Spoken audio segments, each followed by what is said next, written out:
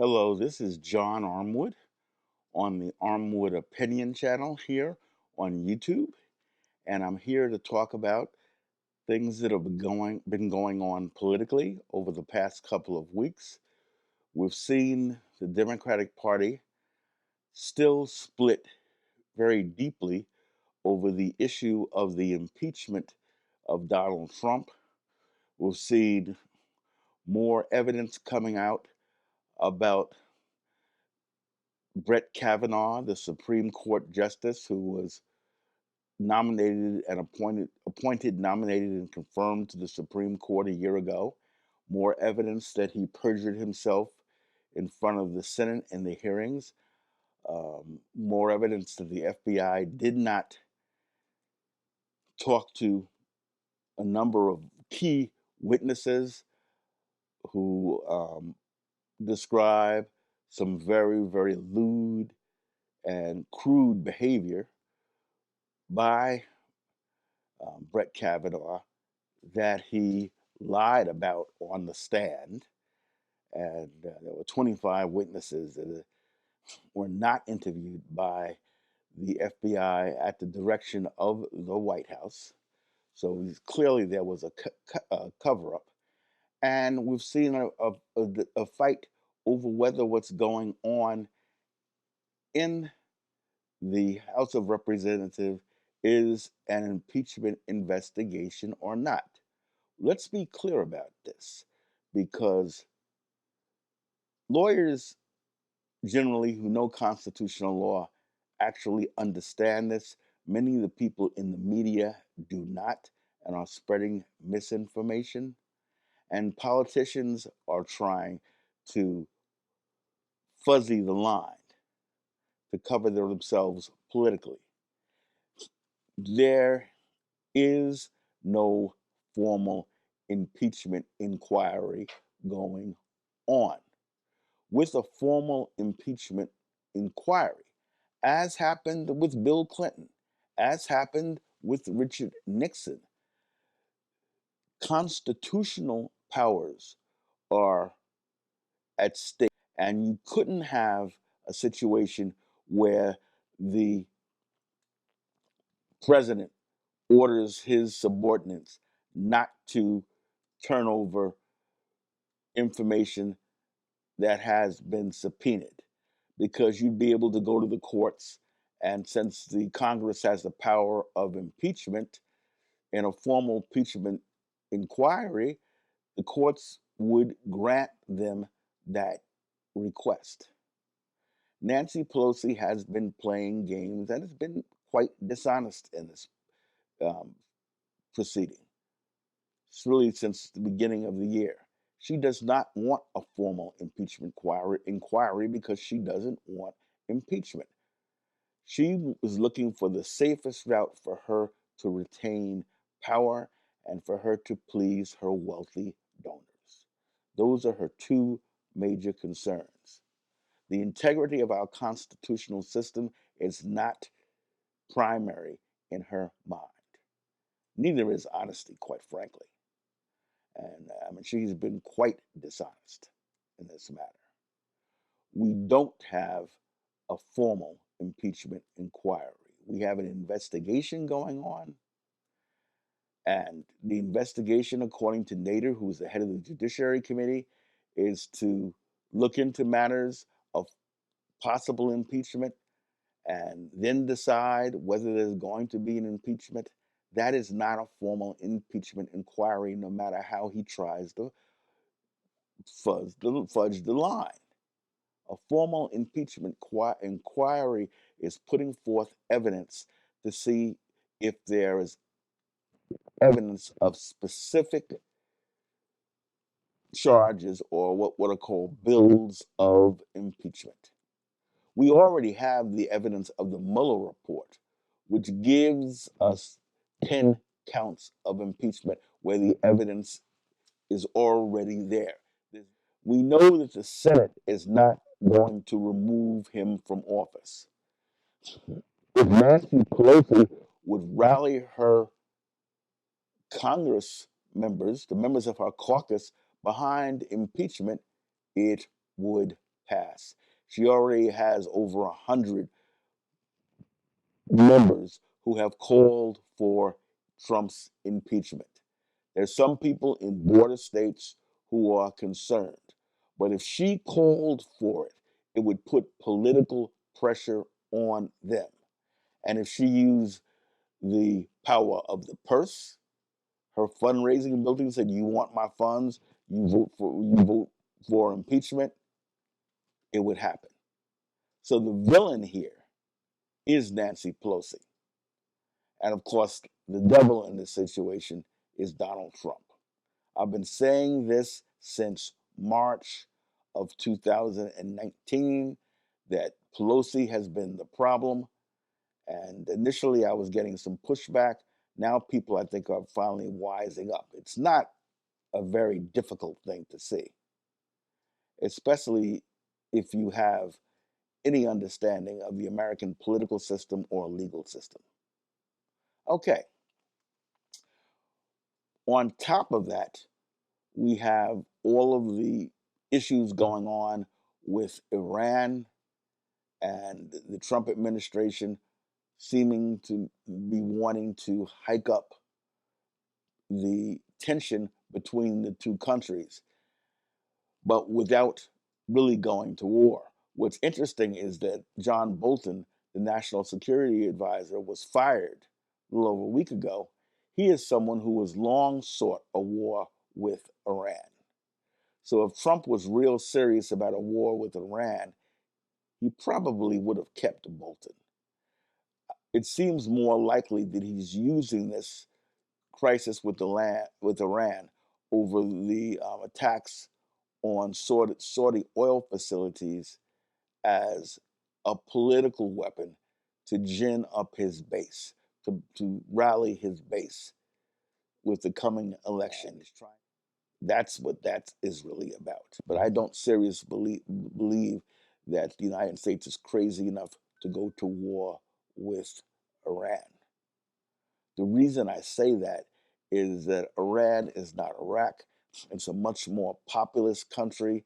It's a much better armed country. Many, many more lives would be lost.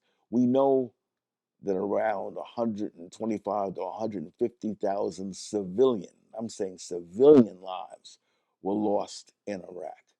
An attack on Iran would be far, far more deadly. And there just isn't support for it around the world among our allies because we had an agreement with Iran that Iran was following not to develop nuclear weapons. Trump pulled out of it.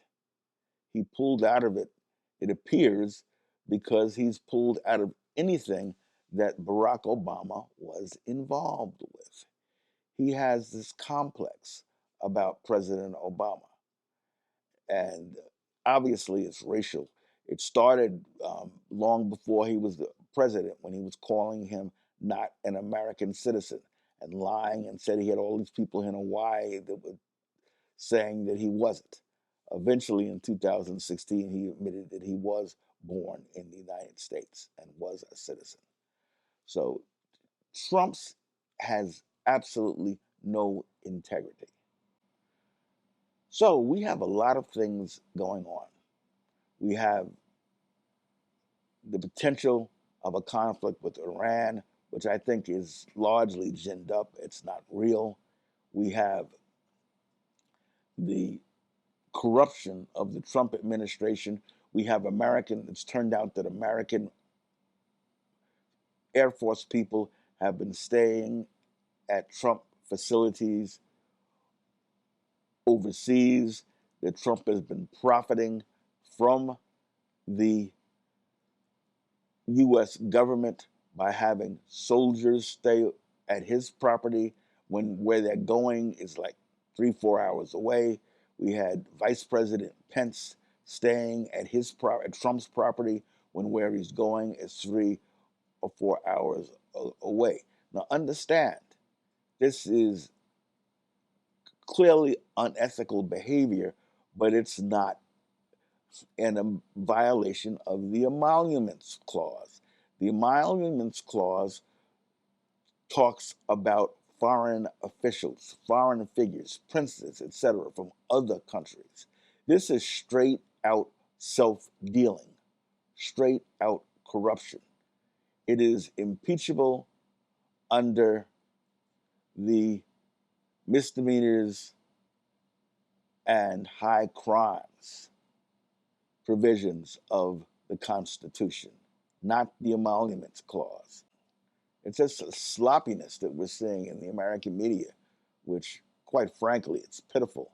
And it goes to the lack of basic civics classes in our educational system. People just don't seem to know or care to know. But be that as it may, Trump needs to be impeached. We still have children being caged at the border. The media has gotten lazy and tired of talking about it. They've moved on to other stories. This is just outrageous. The Trump administration has diverted monies for Puerto Rico and the rebuilding of Puerto Rico after the hurricane to use toward building Trump's wall so he can use that during the 2020 campaign. They're saying that I've made some effort to start on the wall. This is unethical. This is also impeachable. If the Democrats were serious, they would be doing a formal impeachment inquiry. They would have proposed bills of an impeachment, which that they would be doing documentation and doing hearings to document specific bills of impeachment. We have the evidence for 10 counts of obstruction, which is already done by Mueller, and we have others. These formal in hearings on the bills of impeachment would have the impact of building political support for impeachment. I remember the Nixon proceeding. This is going back to the early 1970s. I was an adult at that time. I was politically aware at that time. I had worked on political campaigns. In fact, I was working on political campaigns during that time. So I remember it well. It started out with less than half of the American people supporting impeachment. Nixon eventually resigned before he was impeached once the courts ruled that he had to turn over the tapes. There were tapes and recordings in the White House. In fact, there was one tape that had an 18-minute gap. And there was a whole discussion about the impossibility of that gap being done unintentionally. They showed how it was physically impossible, basically, for his secretary to do it without a bunch of contortions with her body. That forced him to resign, and Senator Barry Goldwater went to Nixon, a Republican, and told him to resign. We're not talking about resigning here. We know Moscow Mitch McConnell will not remove Trump from office for any reason. That's not the point. That's not the point why we need impeachment now. We need to have it on record that this type of behavior is unacceptable, that Congress has spoken for constitutional purposes to set that precedent. For political purposes, we would then have an argument against Trump and his administration in 2020. It's violated the law, and the Republicans in the Senate have been coddlers of this crime. That's the argument. That's the campaign. A number of the candidates running for office have said this. That's very clear. Biden, of course, has avoided the issue. Biden goes whichever way the wind blows. And he is not someone who we need to support for president. His racially offensive comments have grown from a molehill to a small mountain. Biden needs to go. He can't win anyway. He does not have the mental capability to face Trump in the debates. He's never been the brightest guy in the world. That's why they call him Mr. Gaff. What does gaff mean? You make stupid statements. Who makes stupid statements? People that are not particularly bright like Joe Biden. It's quite simple. The person who has really come on strong during this campaign has been Elizabeth Warren. And it seems that she has a broad enough consensus that she could be the nominee. We'll see. Anyway, I'm going to stop here. And as usual, I'm going to say, as my shirt says, as my hat says, resistance is not futile. We will resist and beat Donald Trump. I liken him to the Borg from Star Trek. And if you see at the beginning of this video, and on my Twitter page at Armwood, and at my Instagram at John Armwood, that Trump I see as our enemy, and we must resist him no matter what. You have a good day, and I'll see you in the next video. Hit the like button if you like this. If you're a Trump supporter and you didn't like it, hit the dislike button twice. Resistance is not futile.